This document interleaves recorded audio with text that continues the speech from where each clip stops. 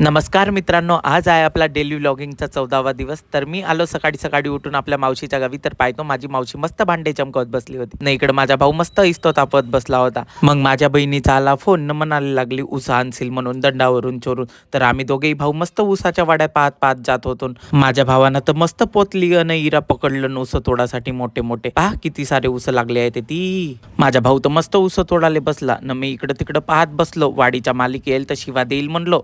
उस चोराले तर आलो, पण माझी गांडच फाटते बापा. मग काहीच म्हणा, चोरलेल्या उसाचा रसच मस्त लागते.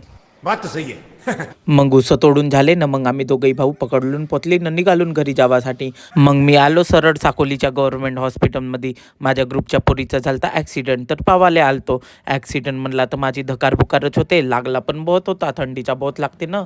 मग हा गौऱ्या म्हणे कायचो म्हणे, पण तू ब्लॉग बनवणार नको सोडूस म्हणे. मी पण बेशरम सारखा हो म्हणलो मस्त.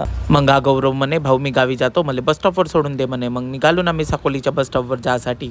जाता जाता मग आम्ही रस्त्यात थोडीशी चाय पिऊन घेतला. बस पण लागली होती अर्जुनीची. मग सोडून दिलो याले बसमध्ये. बसून गेला मग गौऱ्या न गेला गावी. असा काही होईल म्हणून माहितीही नव्हता ना. मी ना आयफोनचा चार्जरही नाही आणलो होतो. माझा मोबाईल केव्हा पण स्विच ऑफ पडू शकते म्हणून. भेटूया आता नेक्स्ट ब्लॉगमध्ये. Tata bye bye.